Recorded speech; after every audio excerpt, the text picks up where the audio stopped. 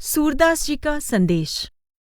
सूरदास जी का संदेश नामक इस शीर्षक के बाद दिए गए सूरदास जी के संकलित पद के अंतर्गत सूरदास जी की शिक्षा को कुछ विस्तृत रूप से प्रस्तुत किया गया है। यहाँ पर इस सूरदास जी का संदेश नामक शीर्षक के अंतर्गत उनकी मूलभूत शिक्षाओं का केवल एक संक्षिप्त परिचय दिया जा रहा है, जिससे सूरदास जी की शिक्षा के महत्वपूर्ण अंगों की तरफ हमारा ध्यान केंद्रित रहे। इससे थोड़ी सी पुनरावृत्ति तो होगी, पर इससे श्रोताओं को सूरदास जी की शिक्षा के मौलिक तत्वों को उचित संदर्भ में समझने में सहायता मिलेगी। राधा कृष्ण की एकरूपता। अपने गुरु श्री वल्लभाचार्य जी की ही तरह सूरदास जी भी अपने इष्ट देव को विशेषकर हरि या कृष्ण नाम से संबोधित करते थे और कृष्ण को परम ब्रह्म परमात्मा अथवा उनका अवतार मानते थे। राधा को वे परमात्मा के परमानंद की पूरक आदि शक्ति समझते थे। इस प्रकार वे राधा और कृष्ण को एक रूप मानते थे। उन्होंने स्वयं कृष्ण के मुख से इस एक रूपता को इन शब्दों में स्पष्ट किया है। ब्रज ही बसें आप ही बिसरायो, प्रकृति पुरुष एक ही कर जानो, बातिन भेद करायो। जल थल जहाँ रहो तुम बिन नहीं, वेद उपनिषद गायो। द्वैतन जीव एक हम दोऊ, सुख कारण उपजायो। ब्रह्म रूप द्वितीया नहीं कोऊ, तब मन तिया जनायो। सूर श्याम मुख देख अलप हंस, आनंद पुंज बढ़ायो। अपने अनन्य प्रेम के विषय में कृष्ण ने राधा से कहा कि ब्रज में आकर वे स्वयं को ही भूल गए हैं। प्रकृति और पुरुष का अस्तित्व हालांकि अलग अलग माना जाता है, लेकिन सच तो ये है कि दोनों एक ही हैं। जल थल हर जगह वे सदा राधा के साथ ही रहते हैं। वेदों उपनिषदों में भी यही कहा गया है। यद्यपि राधा और कृष्ण के शरीर अवश्य दो हैं, लेकिन प्राण एक ही हैं। अलगाव केवल सुख प्राप्ति के लिए है। वास्तव में दोनों ही एक हैं, दोनों ही ब्रह्म हैं।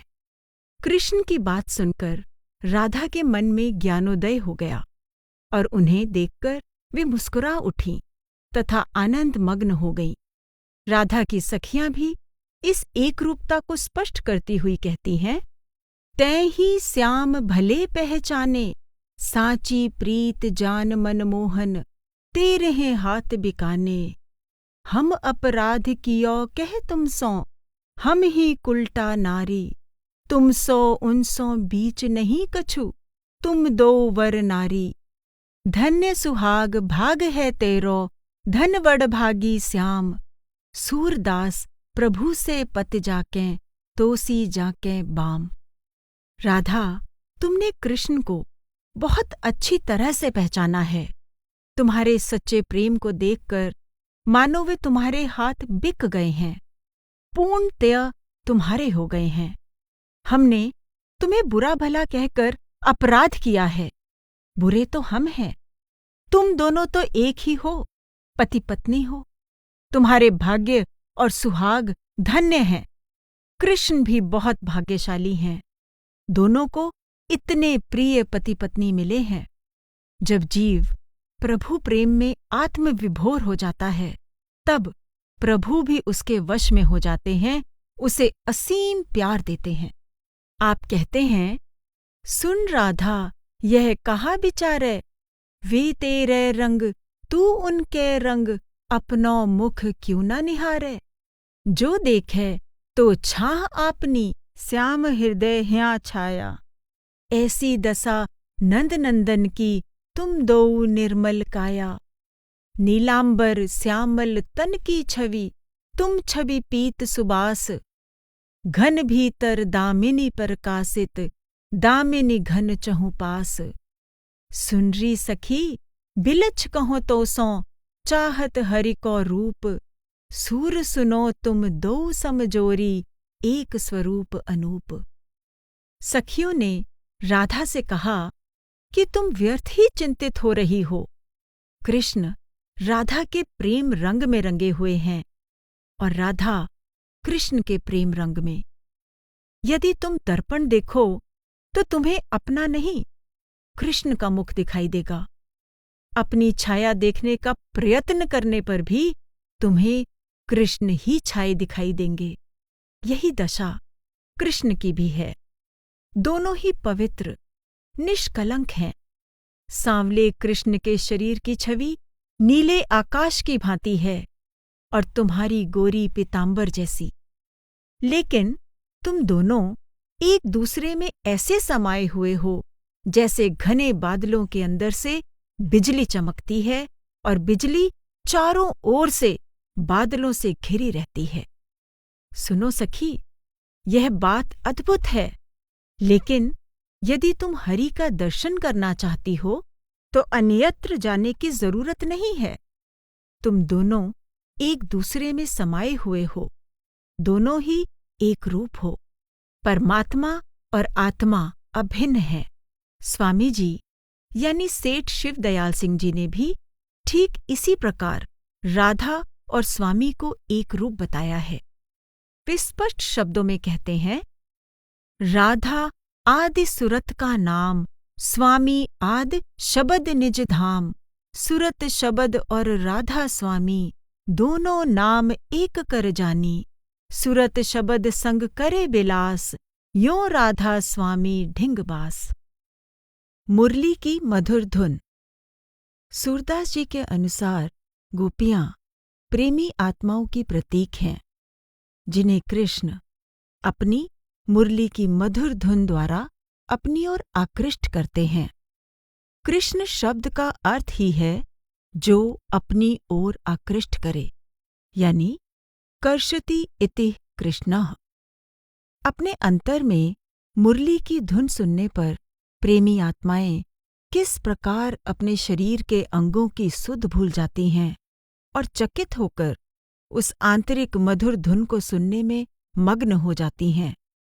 इसका उल्लेख सूरदास जी ने इस प्रकार किया है। अंगन की सुध बिसर गई, श्याम अधर मृदु सुनत मुरलिका चक्रित नारि भई। जो जैसे सो तैसे रह गई, सुख दुख कहो न जाए। लिखी चित्र सी सब सो हुए रह, एकटक पल बिसराए। काहू सुध नाही, सहज मुरलिका आन। भवन रवन की सुध न रही तन, सुनत सबद बहुकान। अखियन ते मुरली अति प्यारी, वह बैरन यह सौत। सूर परस्पर कहत गोपिका, जह उपजी उद्भौत। श्याम के होठों पर रखी मुरली की मधुर धुन सुनकर आत्मा रूपी नारियां इतनी अधिक विस्मित हो गईं कि उन्हें तन मन की सुध बुध ही न रही। जो जैसी थी वैसी ही रह गईं। अपना सुख दुख कहना सुनना भी भूल गईं। अन्य सब बातें भूलकर बनाए हुए चित्र सी अपलक होकर वे उस मधुर धुन को सुनती रहीं। संभवतः किसी को ही सुध रही हो, अन्य सभी को ना ही अपने घर की सुध रही और ना ही अपने स्वामी मन और तन की। अब अंतर की आंख खुलने पर मुरली उन्हें बहुत प्रिय लगने लगी, जबकि पहले वे उसे अपनी सौत समझती थीं। उनकी आंखें भी अब बैरन न रहीं। अब सखियां एक दूसरे से मुरली की प्रशंसा करते हुए उसे अद्भुत उत्पत्ति मानती हैं। विचारणीय है कि जब बाहरी संगीत इतना आकर्षक है तो अंतरी शब्द धुन कितनी मोहक होगी। आप कहते हैं, मुरली धुन श्रवण सुनत, भवन रहे न परै। ऐसी को चतुर नारी, धीरज मन धरै। मोहन मुख मुरली, मन मोहिनी बस करै। सूरदास सुनत श्रवण, सुधा सिंधु भरै। आंतरिक कान से मुरली की आवाज सुनते ही कोई आत्मा रूपी गोपी भवन अर्थात दिव्य चक्षु से नीचे 9 द्वारों वाले शरीर के अंदर रह नहीं पाती। ऐसी कौन सी प्रेमी आत्मा होगी जो मन में धीरज धर सके? मोहन के मुख से बजी मुरली की मधुर धुन सुनकर मन मोहित हो जाता है। वह धुन प्रेमी आत्मा को वश में कर लेती है। सूरदास जी कहते हैं कि इसे आंतरिक कान से सुनकर ऐसा लगता है जैसे अमृत का सागर उमड़ पड़ा हो। हुजूर स्वामी जी के अनुसार भी गुरु अपनी प्रेमी आत्माओं या संत जनों को उनके अंतर में मुरली की मधुर धुन सुनाते और उन्हें अपने अजर अमर घर पहुंचाकर अमृत पान कराते हैं। जैसा कि हुजूर स्वामी जी ने स्पष्ट कहा है, मुरलिया बाज रही कोई सुने संत धर ध्यान, सो मुरली गुरु मोहे सुनाई लगे प्रेम के बान। पिंडा छोड़ अंड तज भागी सुनी अधर में अपूर्व तान, यह बंसी सतनाम बंस की किया अजर घर अमृत पान। गोपियों की विरह व्याकुलता प्रेमी आत्माओं की परमात्मा से एकाकार होने के लिए आतुर पुकार है। मुरली प्रेमी जीवात्माओं पर कृपा बरसाने और अपनी ओर आकृष्ट करने अर्थात खींचने का आवश्यक साधन है। गोपियों का अनुभव प्रत्येक प्रभु प्रेमी आत्मा का निजी अनुभव है। प्रभु की कृपा होने पर ही भक्त का प्रेम जागृत होता है। इस प्रभु कृपा के मार्ग को ही श्री वल्लभाचार्य जी ने पुष्टि मार्ग कहा है, क्योंकि प्रभु कृपा द्वारा ही भक्त के प्रेम में पुष्टि या दृढ़ता आती है और वह पूरी तरह प्रभु प्रेम में लीन होने में समर्थ हो पाता है। इसलिए भक्त के लिए केवल प्रभु की कृपा ही अपेक्षित है। पुष्टि मार्गोनुग्रहक साध्य, केवल प्रभु की अनुकंपा यानी कृपा से ही भक्त को सब कुछ प्राप्त हो जाता है। इस अनुग्रह या कृपा को ही पुष्टि की संज्ञा दी गई है। भक्त भगवान से प्रेम करे, इसके पहले ही भगवान भक्त पर अपना अनुग्रह यानी अपनी कृपा बरसा देते हैं। भगवान का अनुग्रह पाकर ही जीव का ध्यान ईश्वर की ओर आकृष्ट होता है। परम ब्रह्म परमात्मा की प्राप्ति होने पर ही जीव को पूर्णानंद की प्राप्ति होती है। इस प्रकार भक्ति मार्ग ही पूर्णानंद की प्राप्ति का एकमात्र साधन है।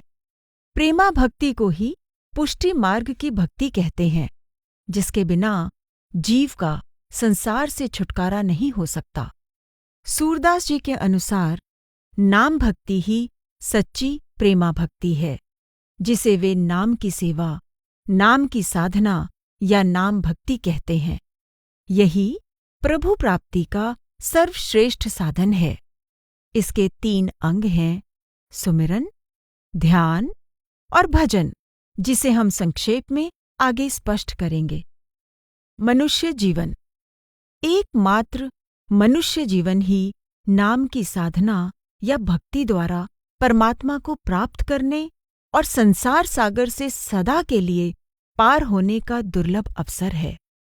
इसलिए सूरदास जी हमें शीघ्र ही सजग होकर इस दुर्लभ मनुष्य जीवन को सार्थक बनाने के कार्य में लग जाने के लिए प्रेरित करते हुए कहते हैं, नहीं अस जन्म बारंबार, पूर्बलो धौ पुण्य प्रगट्यो, लहयो नर अवतार, घटै पल पल बढ़ै छिन छिन, जात लाग ना बार, धरनी पत्ता गिर परै तैं, फिर न लागे डार, भय उदधि जम लोक दरसै, निपट ही अंधियार, सूर हर को भजन कर कर, उतर पल्ले पार। मनुष्य जन्म बार बार नहीं मिलता है। पूर्व जन्मों में किए हुए कुछ पुण्यों के कारण मानव जीवन मिला है। जैसे जैसे समय बढ़ रहा है, जीवन की अवधि घटती जा रही है। समय पूरा हो जाने पर इस देह के नष्ट हो जाने में देर नहीं लगती। जैसे धरती पर गिरा हुआ पत्ता फिर से डाली से जुड़ नहीं सकता, वैसे ही मृत व्यक्ति पुनः जीवित नहीं हो सकता। मृत्यु होने पर अत्यंत अंधकारमय यमलोक दिखाई देने लगता है, जिसे देखकर अत्यंत डर लगता है, जैसे भय का सागर उमड़ पड़ा हो। इसलिए समय रहते हरि का भजन कर लेना चाहिए, जिससे भवसागर को पार करके मुक्ति प्राप्त हो जाए। यह जानते हुए भी कि मनुष्य जीवन ही परमात्मा से मिलाप करने और संसार के आवागमन से छुटकारा पाने का एकमात्र दुर्लभ अवसर है, हम संसार की विषय वासनाओं की चकाचौंध में पड़कर अपना हीरे जैसा अमूल्य जीवन कौड़ियों के बदले गंवा कर चले जाते हैं। इसलिए हमें सावधान करते हुए सूरदास जी कहते हैं, धोखे ही धोखे डहकायो, समझ न परी विषय रस गीध्यो, हर हीरा घर मांझ गवायो। ज्यों कुरंग जल देख अवन को, प्यास न गई चहूँ दिस धायो। जन्म जन्म बहु कर्म किए हैं, तिन में आपन आप बंधायो। ज्यों सुख सेमर सेव आस लग, निस बासर हठ चित लगायो। रीतो परयो जबे फल चाख्यो, उड़ गयो तूल तांवरो आयो। ज्यों कपि डोर बांधि बाजीगर, कन कन को चौं हटे नचायो। सूरदास भगवंत भजन बिन, काल ब्याल पे आप डसायो।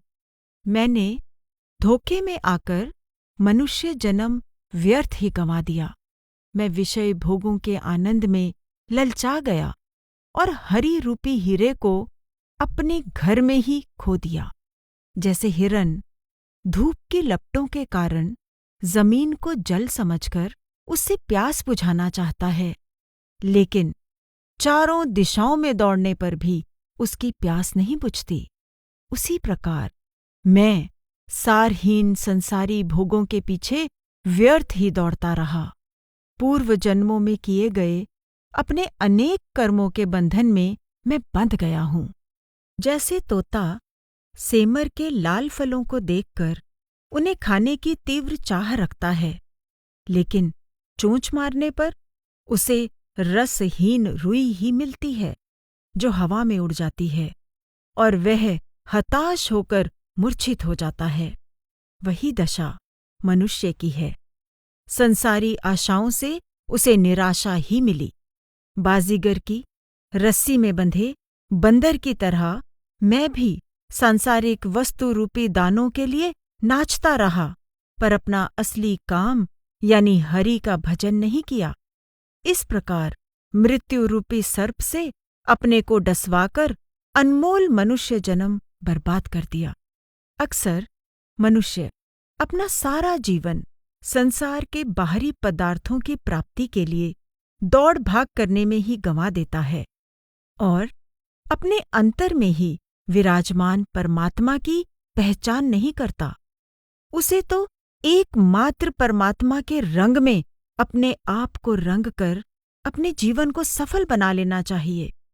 हमें अपनी पहचान करने की शिक्षा देते हुए सूरदास जी कहते हैं, रे मन आपू को पहचान, सब जन्म तैं भ्रमत खोयो, अझूं तो कछु जान। ज्यों मृगा कस्तूरी भूले, सूं तो ताके पास, भ्रमत ही वह दौर ढूंढे, जब ही पावे वास। भरम ही बलवंत सब में, ईस हू के भाई, जब भगत भगवंत चीन्हे, भरम मन ते जाई। सलील को सब रंग तज के, एक रंग मिलाई, सूर जो द्वै रंग त्यागे, यह भक्त सुभाई। सूरदास जी मन को संबोधित करते हुए कहते हैं कि अब तो अपने आप को पहचान लो। सारा जीवन सारहीन बातों में भटक कर बीता जा रहा है। अब तो संभल जाओ और आत्मज्ञान प्राप्त करो। हिरन अपनी नाभि में कस्तूरी होते हुए भी उसे ढूंढने के लिए भटकता फिरता है। मन की भी यही दशा है। वह भी विभिन्न प्रकार के भ्रमों में फंसा हुआ है। ये भ्रम अत्यंत शक्तिशाली है। यही भ्रम परमार्थी ज्ञान में रोड़े अटकाता है। किंतु जब भक्त को वास्तविक ज्ञान प्राप्त हो जाता है, उसे परमात्मा प्राप्ति का सही साधन मिल जाता है, तो सारा भ्रम दूर हो जाता है। सूरदास जी समझाते हैं कि पानी में जो भी रंग डाल दिया जाए वह उसी रंग का हो जाता है, लेकिन मनुष्य के लिए यह उचित नहीं है। भक्त का स्वभाव ही होता है वह एक प्रभु के रंग में रंग जाता है। प्रभु के चरणों में प्रेम करने में ही मनुष्य जीवन की सफलता है। यह तभी संभव है जब हम किसी संत सद्गुरु की शरण में जाकर उनसे दीक्षा ग्रहण करें और उनके सत्संग का लाभ उठाकर और उनका ध्यान करके प्रभु प्रेम में अपने आप को सराबोर कर लें। सच्चे संत परमात्मा के ही रूप होते हैं, इसलिए उनकी शरण लेकर ही हम परमात्मा से मिलाप करके अपने जीवन को सफल बना सकते हैं। इस तथ्य को स्पष्ट करते हुए सूरदास जी हमें अपने जीवन को प्रभु भक्ति में लगाने का उपदेश देते हैं। नर देही पाई चित्त चरण कमल दीजै, दीन वचन संतन संग दरस परस कीजै, लीला गुण अमृत रस श्रवणन पुट पीजै, सुंदर मुख निरख ध्यान नैन माहे लीजै, गद गद सुर पुलक रोम अंग प्रेम भीजै, सूरदास गिरधर जस गाय गाय जीजै। मानव शरीर प्राप्त होने पर अपना मन परमात्मा के चरण कमलों में लगाना चाहिए। सबसे मीठे वचन बोलें, संत की संगति करें, उनके दर्शनों का लाभ उठाएं और अपने अंदर उनसे समीपता बढ़ाएं। उनके उपदेश के अमृत वचनों के गुण अपने कानों से सुनें और ग्रहण करें, उन पर अमल करें। अपने नयनों से सद्गुरु के सुंदर स्वरूप को देखकर उनका ध्यान करें और उसे अपनी आंतरिक आँख अर्थात तीसरे तिल में स्थिर कर लें। ऐसा करने पर तुम्हारी वाणी मधुर होगी और चित्त को प्रसन्न करने वाली होगी। तुम्हारा रोम रोम पुलकित होगा और तुम पूर्णतया उनके प्रेम रस से ओतप्रोत हो जाओगे। इस प्रकार गिरधर यानी प्रभु का यशोगान करके जीवन व्यतीत करो। जीवित संत सद्गुरु। केवल जीवित संत सद्गुरु के द्वारा ही हमें आंतरिक शब्द या नाम का भेद प्राप्त होता है। वे हमें बाहरी दिखावे और कर्म धर्म से हटाकर सच्ची आंतरिक साधना में लगाते हैं और हमारे सिर पर परमार्थ का सच्चा राज छत्र रख देते हैं। वे अवश्य ही अपने शिष्यों की संभाल करते हैं। इन बातों का भेद देते हुए सूरदास जी कहते हैं, अपुन पौ आपुन ही मैं पायो, सबद ही सबद भयो उजियारो, सतगुरु भेद बतायो। ज्यों कुरंग नाभि कस्तूरी, ढूंढत फिरत भुलायो, फिर चित्यो जब चेतन है करी, अपने ही तन छायो। राजकुमार कंठ मणिभूषण भ्रम भयो कहूँ गवायो, दियो बताए और सखियन तब तन को ताप नसायो। सपने माहे नार को भ्रम भयो, बालक कहूँ हिरायो, जाग लख्यो ज्यों को त्यों ही है, ना कहूँ गयो न आयो। सूरदास समुझे कि यह गति, मन ही मन मुस्कायो, कही न जाए या सुख की महिमा, ज्यों गूंगे गुर खायो। आत्म तत्व खोजने के लिए मुझे कहीं बाहर भटकना नहीं पड़ा, वह तो मुझे अपने अंतर में ही प्राप्त हो गया। जब मेरे सद्गुरु ने मुझे उसका ज्ञान दिया, नामदान दिया, तब मेरे अंतर में शब्द अर्थात अनाहत नाद प्रकट हो गया और मेरा अंतःकरण उसके प्रकाश से ज्योतिर्मय हो गया। हिरन की नाभि में ही कस्तूरी होती है, लेकिन इससे अनजान होकर वह उस सुगंध को यत्र तत्र ढूंढता फिरता है। ज्ञान होने पर उसे कस्तूरी के अपने अंतर में ही होने का भान होता है। भ्रमवश राजकुमारी मणिजटित हार को खोया हुआ समझ लेती है, लेकिन सखियों के बताने पर उसकी तकलीफ दूर होती है कि आभूषण खोया नहीं, उसके गले में ही है।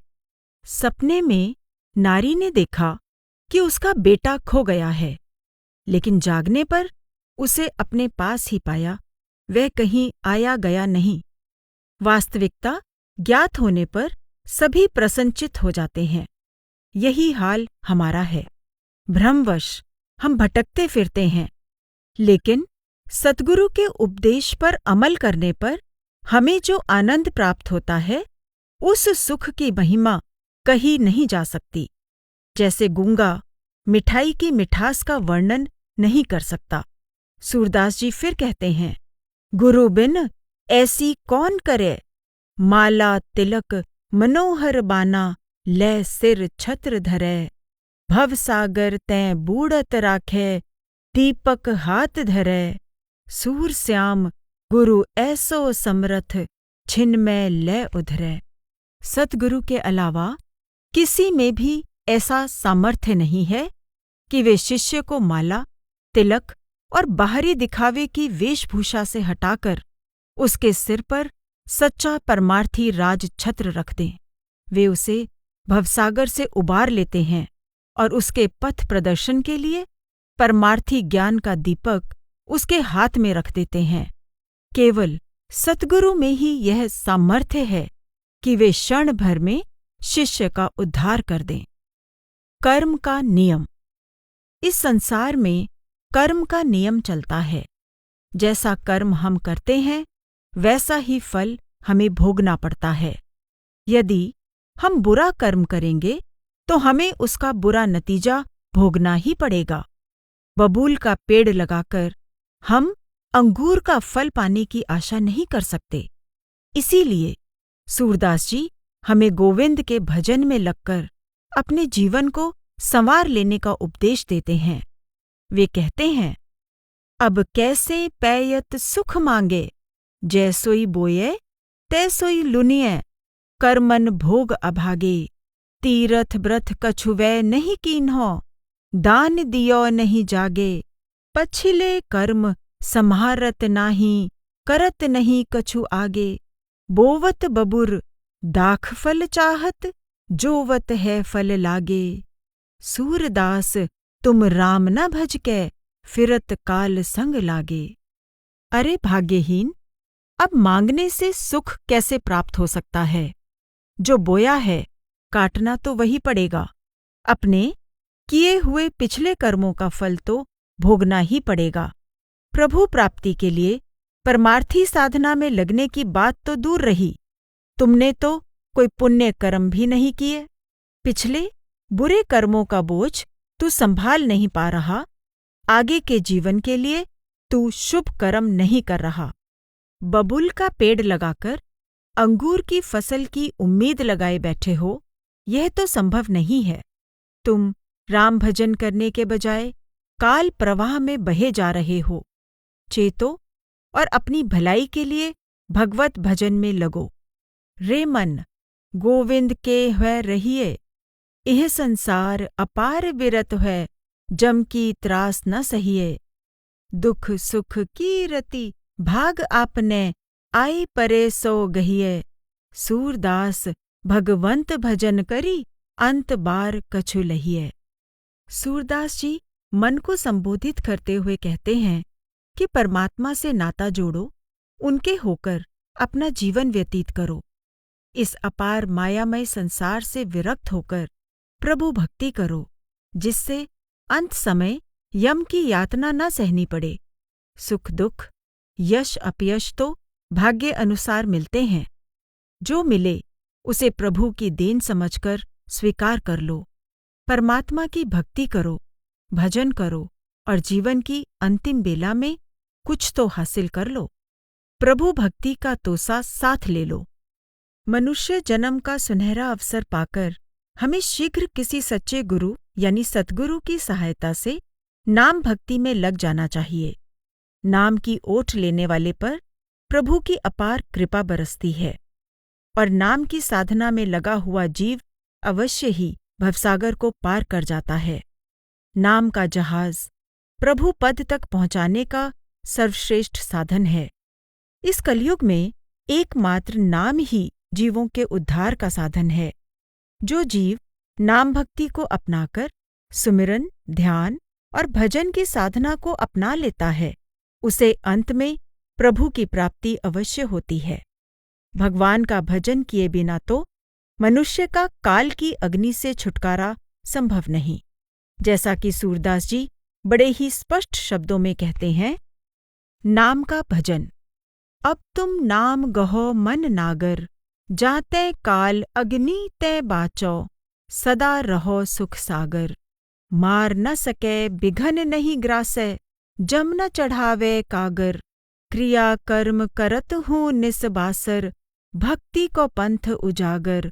सोच विचार सकल श्रुति सम्मति, हरि तय और न आगर। सूरदास प्रभु इह अवसर भज, उतर चलो भवसागर। दुनियावी बातों में उलझे त्रसित जीव को भवसागर से निकलने का उपाय समझाते हुए सूरदास जी कहते हैं कि अपने मन को नाम भक्ति में लगाने का प्रयत्न करना चाहिए। इसी से काल की अग्नि से बचा जा सकता है और सदा के लिए सुख सागर में रह सकते हैं। ऐसा करने से संसारी कष्टों से छुटकारा मिल जाता है, अमर पद की प्राप्ति हो जाती है और जन्म मरण के चक्कर से बचा जा सकता है। नाम भक्ति का मार्ग अंधेरे से प्रकाश की ओर ले जाने वाला है। इस मार्ग का अनुसरण अपने संसारी कामकाज करते हुए किया जा सकता है। वेदों के मत पर अच्छी तरह से विचार करने के बाद यही निष्कर्ष निकलता है कि परमात्मा से मिलाप का मात्र यही उपाय है। मनुष्य जन्म के इस सुनहरे अवसर को हाथ से निकल ना जाने दो। इसका सदुपयोग करके आवागमन के चक्र से छुटकारा प्राप्त कर लो। आप कहते हैं, भजो न मेरे श्याम मुरारी, सब संतन के जीवन है हरि, कमल नयन प्यारे हितकारी। या संसार समुद्र मोह जल, तृष्णा तरंग उठत अति भारी। नाव न पाई सुमिरन हरि को, भजन रहित बूढ़त संसारी। दीन दयाल आधार सबनी के, परम सुजान अखिल अधिकारी। सूरदास केहें तेहें तज जांचे, जन जन जांचक होत बिखारी। तुम परमात्मा की आराधना क्यों नहीं करते? प्रभु भजन क्यों नहीं करते? प्रभु सब संतों के जीवन हैं, सब जीवों का कल्याण करने वाले हैं। यह संसार एक समुद्र है जिसमें मोह रूपी जल भरा है और तृष्णा की बड़ी भारी तरंगे उठ रही हैं। प्रभु के नाम सुमिरन की नाव ना मिल पाने के कारण भजन से रहित जीव इस संसार में डूब जाते हैं, अर्थात जन्म मरण के चक्र में ही फंसे रह जाते हैं। दीनदयाल प्रभु ही हम सभी के आधार हैं, सर्वज्ञाता हैं, सबके स्वामी हैं। सूरदास जी कहते हैं कि ऐसे प्रभु को छोड़कर कहाँ और किस द्वार पर मांगने जाऊं। बड़ी है राम नाम की ओट, सरन गए प्रभु काढ़ देत नहीं, करत कृपा कै कोट। बैठत सबे सभा हरिजू की, कौन बड़ों को छोट। सूरदास पारस के परसें, मिटत लोह का खोट। प्रभु नाम की शरण से ऊंची और कोई शरण नहीं है। जिस व्यक्ति ने नाम अभ्यास द्वारा परमात्मा की शरण प्राप्त कर ली, उसे वे कभी अपने से दूर नहीं करते। उस जीव पर वे सदा अनेकों प्रकार से कृपा करते हैं। उनकी दृष्टि में ऊंच नीच आदि किसी प्रकार का भेदभाव नहीं है। स्त्री पुरुष, अमीर गरीब सभी उनके कृपा पात्र हो सकते हैं। जिस प्रकार पारस के स्पर्श से लोहा भी सोना बन जाता है, उसी प्रकार नाम अभ्यासी जीव पावन होकर परमात्मा में लीन हो जाता है। गोविंद की शरण। मन तो सौ कोटिक बार कही, समुझ न चरण गहे गोविंद के, उर अघसूल सही। सुमिरन ध्यान कथा हरिजू की, यह एको न रही। लोभी लंपट बिशियन सौहित, यों तेरी निबही। छाड़ कनक मणि रतन अमोलक, कांच की किरच गही। ऐसो तू है चतुर विवेकी, पय तज पिवत मही। ब्रह्मादिक रुद्रादिक रवि शशि, देखे सुर सबही। सूरदास भगवंत भजन बिन, सुख तिहुँ लोक नहीं। हमारा मन ही हमारे दुखों का कारण है। उसी के कारण जीव को अनेकों दुख झेलने पड़ते हैं, लेकिन करोड़ों बार समझाने पर भी हमारा मन समझता नहीं है। मनुष्य जन्म प्राप्त होने के बावजूद भी जीव परमात्मा की शरण में नहीं आता और मन के वश होकर अपने किए हुए पापों के कारण अत्यधिक पीड़ा झेलता है। सूरदास जी जीवात्मा को संबोधित करते हुए कहते हैं कि ना तो तुमने नाम सिमरन किया, ना ही ध्यान किया और ना ही हरि का सत्संग सुना। अपने वास्तविक हित के लिए कुछ भी तो नहीं किया। सारा जीवन लोभ, कामुकता आदि विषयों से प्रेम करके बर्बाद कर दिया। अनमोल वस्तुएं जैसे सोना, मणि और रत्नों को छोड़कर कांच के टुकड़े ही ग्रहण करता रहा। तू ऐसा चतुर और समझदार है जो दूध को छोड़कर मट्ठा पीता रह गया। सूरदास जी अपना अनुभव बयान करते हैं कि मैंने ब्रह्मा, रुद्र, सूर्य, चंद्रमा आदि सभी देवताओं की स्थिति को परख लिया है। इनसे तो सुख मिलने वाला नहीं। परमात्मा के भजन के बिना तीनों लोकों में कहीं भी सुख नहीं मिल सकता।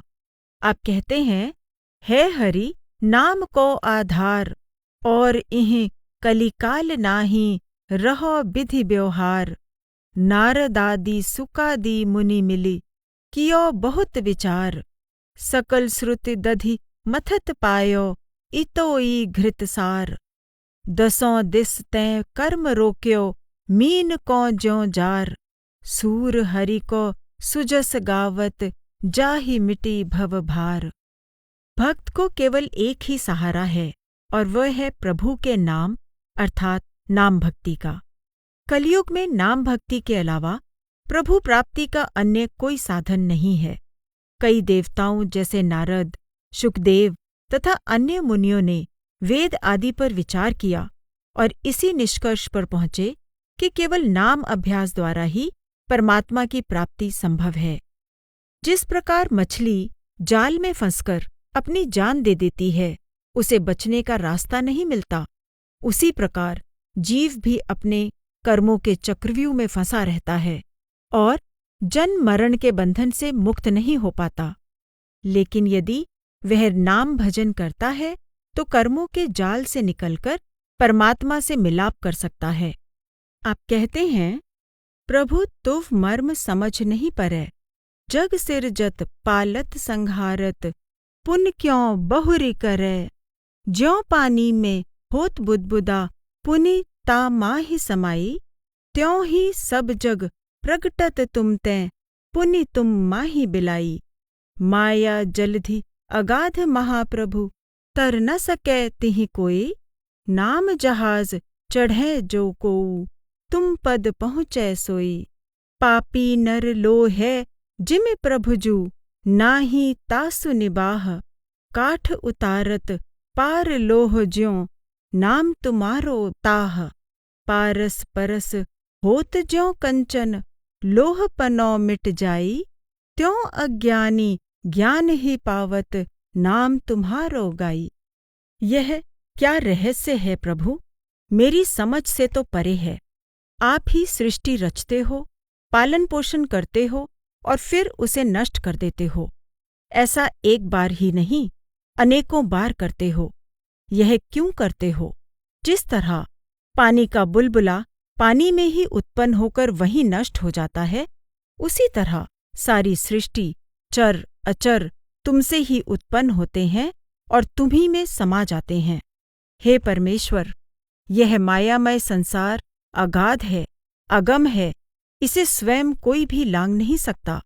जो व्यक्ति नाम रूपी जहाज पर चढ़ता है वही तुम्हारे धाम पहुंच सकता है। पापी व्यक्ति तो अपने कर्मों के बोझ के कारण लोहे के समान भवसागर में डूब जाएगा, लेकिन यदि उसे नाम का सहारा मिल जाए तो वह उसी प्रकार पार हो जाएगा जैसे लकड़ी की नाव में लगी लोहे की कीलें भी नाव के साथ ही पार हो जाती हैं।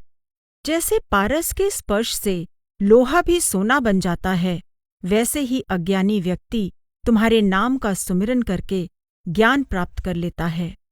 आप कहते हैं, प्रभु को देखो एक सुभाई, अति गंभीर उदार उदद हरि, जान सिरोमणि राई, तिनका सौ अपने जन को गुण, मानत मेरु समान, सकुच गनत अपराध समुद्र ही, बूंद तुल्य भगवान, वदन प्रसन्न कमल सन्मुख है, देखत हों हरि जैसे, विमुख भये अकृपा न निमिष हूँ, फिर चित्यों तो तैसे, भक्त विरह कातर करुणामय, डोलत पाछे लागे, सूरदास ऐसे स्वामी को देहि पीठ सो अभागे।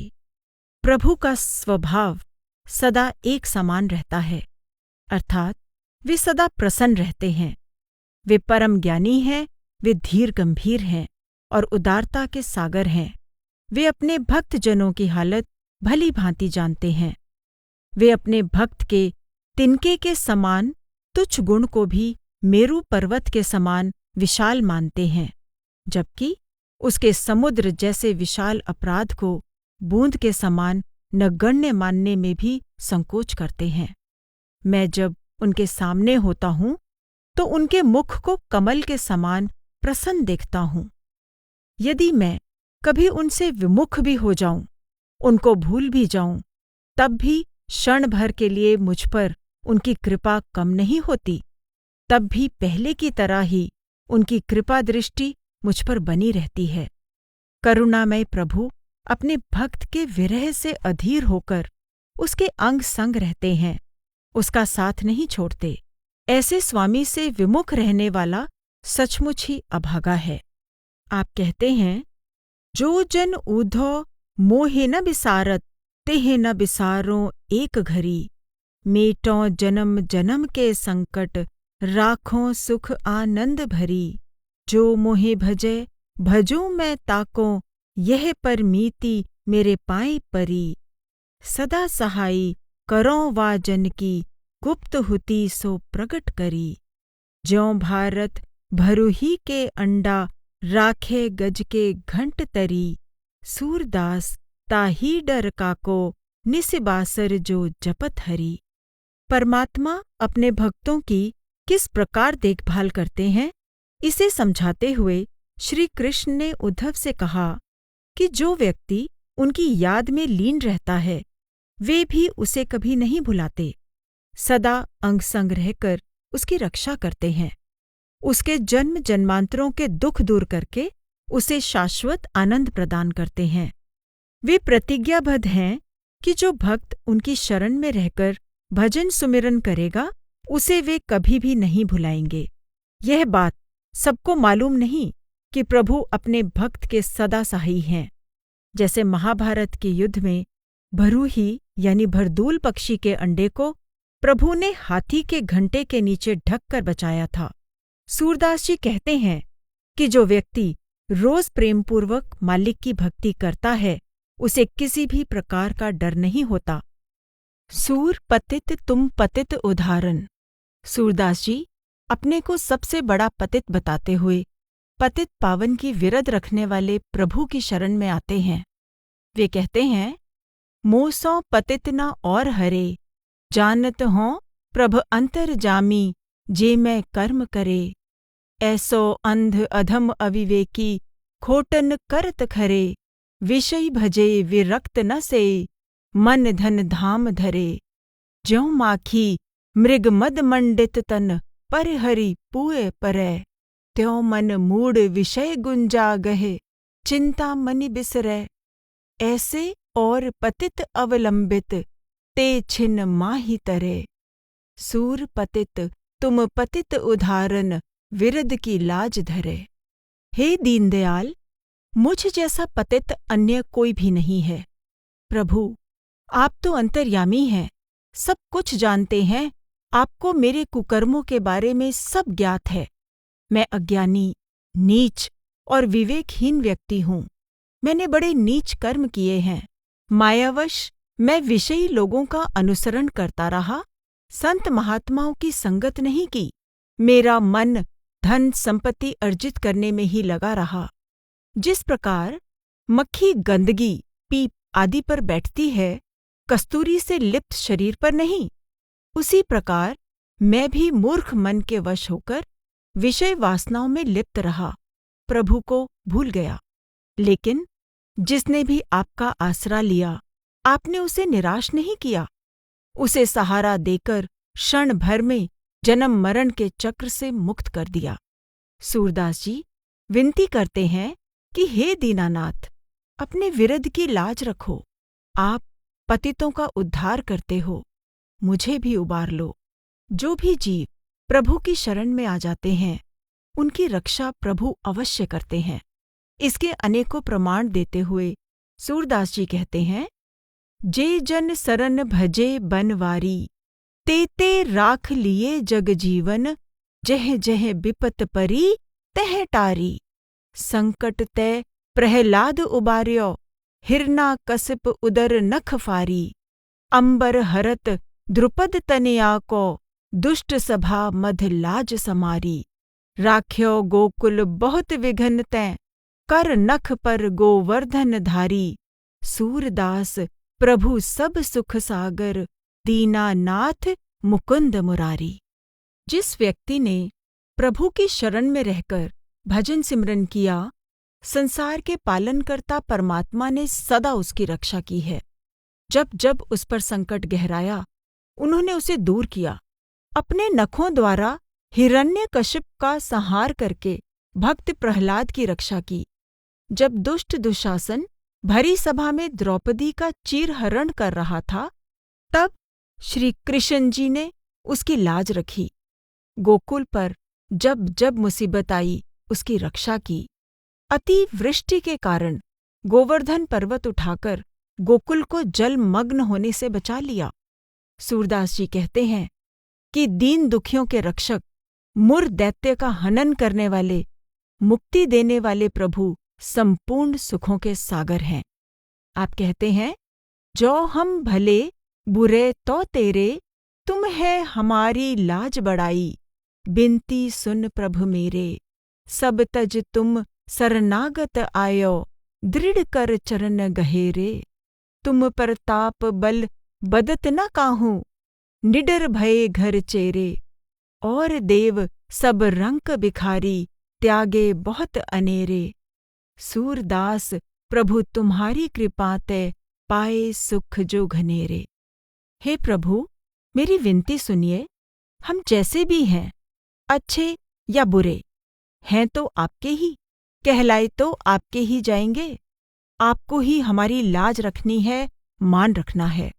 अन्य सभी को छोड़कर मैं आपकी शरण में आ गया हूँ और पूरी निष्ठा से आपके चरणों में समर्पित हूँ। अब मैं और किसी की भी परवाह नहीं करता। मैं आपका सेवक हूँ, अन्य किसी से नहीं डरता। प्रभु, आप सर्वश्रेष्ठ हैं। आपके सामने अन्य सभी देवता कंगाल भिखारी हैं। मैं उन्हें छोड़ आया हूँ। आपकी कृपा से मुझे अत्याधिक सुख प्राप्त हुआ है। सुदामा चरित परम उदार और कृपालु प्रभु की प्रीति की रीति की एक सुंदर झांकी प्रस्तुत करता है। कृष्ण परम वैभवशाली द्वारिका नरेश हैं और उनके पुराने सहपाठी मित्र सुदामा एक फटे हाल जीवन बिताने वाले परम दरिद्रता के प्रतीक हैं। फिर भी सुदामा के द्वारका जाने पर कृष्ण उनसे कैसे मिलते हैं और उन्हें क्या प्रदान करते हैं, इसके विषय में सुदामा स्वयं अपने मुख से अपनी पत्नी से कहते हैं, ऐसे और कौन पहचाने, सुन सुंदरी वा दीन बंधु बिन, कौन मित्रई माने। कहे हम कृपन कुचील कुदर्शन, कहे जदनाथ गोसाई। भेटें हृदय लगाई अंक भर, उठ अग्रज की नाई। निज आसन बैठार परम रुचि, निज कर चरण पखारे। पूछी कुशल श्याम घन सुंदर, सब संकोच निवारे। लीन है छोर चीर तै चाउर, कर गहे मुख सौ मेले। पूरब कथा सुनाए सूर प्रभु, गुरु गृह बसे अकेले। परमात्मा के अलावा इस जगत में और कौन है जो गरीब अमीर, छोटे बड़े आदि में अंतर नहीं करता? केवल प्रभु की निगाह में कोई अंतर नहीं होता। जो शरणागत उनकी शरण में आता है, उसे उनका स्नेह, कृपा और आश्रय प्राप्त होता है। श्री कृष्ण के इन्हीं गुणों का वर्णन करते हुए सुदामा अपनी पत्नी से कहते हैं कि जैसे उन्होंने अपने गरीब दुखी मित्र को पहचाना, अंगीकार किया, ऐसा कोई अन्य कहाँ करता है। कहाँ मैला कुचैला गरीब सुदामा और कहाँ श्री कृष्ण, यदुवंशियों के राजा। फिर भी उन्होंने सुदामा को बड़े भाई की तरह आदर सम्मान दिया, गले से लगा लिया, अपने सिंहासन पर प्रेम पूर्वक बिठाकर अपने हाथों से उनके पैर धोए। श्री कृष्ण ने सुदामा की कुशल क्षेम पूछी और उनके संकोच को दूर कर दिया। इतना ही नहीं, गरीब सुदामा श्री कृष्ण के लिए जो चावलों की भेंट ले गए थे, उसे वे खाने भी लगे। बालपन की चर्चा भी हुई जब दोनों उज्जैनी में गुरु के आश्रम में रहकर परिवारजनों से दूर विद्या प्राप्त कर रहे थे। यह है प्रभु की महानता। हर बिन कौन दरिद्र हरै, कहत सुदामा सुन सुंदरी, हरि मिलन ना मन बिसरै। और मित्र ऐसी गति देखत, को पहचान करै। विपत परै कुशलात न बूझें, बात नहीं विचरें। उठ भेटें हरि तंदुल लीन्हे, मोहि न बचन फुरै। सूरदास लक्ष्य दई कृपा कर, टारी निधि न टरै। जब परमात्मा की कृपा हो तो क्षण भर में भक्त की दरिद्रता आदि सब दुख दूर हो जाते हैं। इसी बात को बताते हुए सुदामा अपनी पत्नी से बोले कि प्रभु के अलावा ऐसा कौन है जो दीनहीन की गरीबी दूर कर सकता है। सुदामा अपने मित्र के प्रेम पूर्ण मिलन को भुला नहीं पा रहे हैं। वे उनकी याद में खोए हुए हैं। संसारी लोग तो विपदाग्रस्त मित्र की हालत देखने पर उसे पहचानने से ही इनकार कर देते हैं। कुशल मंगल पूछना तो दूर रहा, बात भी नहीं करते हैं। इसके विपरीत श्री कृष्ण सुदामा से बड़ी गर्मजोशी से मिले, उठकर गले लगा लिया, भेंट के चावल छीनकर खाने लगे। सुदामा तो अवाक रह गए, उनके मुख से बोल भी नहीं निकल पाए। इतना ही नहीं, श्री कृष्ण ने सुदामा को इतना अधिक धन धान्य भेंट किया जो आजीवन समाप्त नहीं हो सकता था। जब दाता का प्यार, उनकी कृपा मिल जाए तो कोई कमी नहीं रहती। परम कृपालु प्रभु के दरबार में अपने ज्ञान और योग का अभिमान प्रदर्शित करना भारी मूर्खता है। प्रभु प्रेम की भूखी गोपियों को उद्धव जी अपने योग और ज्ञान की शिक्षा देने के लिए ब्रज गए, पर गोपियों का हाल देखकर अंत में उन्हें अपनी भूल की समझ आई। ब्रज से वापस लौटकर वे स्पष्ट रूप से कृष्ण से कहते हैं, अब गति पंग भयो मन मेरो, आयो यहाँ निगुण कहिबे को, भयो सगुण को चेरो। अति अज्ञान कहत कहे आयो, दूत भयो वह केरो। निज जन जान जतन ते 300, किन्हो नेह घनेरो। मैं कछु कहे ज्ञान गाथा, ते नेक न परसत नेरो। सूर मधुप उठ चल्यो मधुपुरी, बोर युग को बेरो। सगुण भक्ति में जो सरसता है वह निर्गुण भक्ति में कहाँ। उद्धव जी गोपियों को निर्गुण भक्ति का उपदेश देने गए थे, किंतु स्वयं उनकी सगुण भक्ति से प्रभावित हो गए। उन्होंने इसे स्वीकार भी किया। उन्होंने कहा कि गोपियों के सगुण प्रेम की गहराई को समझे बिना वे अज्ञानतावश उन्हें निर्गुण भक्ति का उपदेश देने गए। श्री कृष्ण का भक्त होने के कारण उन्हें अपना प्रिय जानकर पूरे यत्न से स्नेह किया, फिर उन्हें ज्ञानोपदेश भी दिया, किंतु गोपियों पर उसका तनिक भी प्रभाव न पड़ा। उन्होंने उस पर ध्यान ही नहीं दिया। उद्धव जी ऐसा महसूस करते हैं कि जैसे ज्ञान योग का बेड़ा डुबाकर वे वापस मथुरा आ गए हों।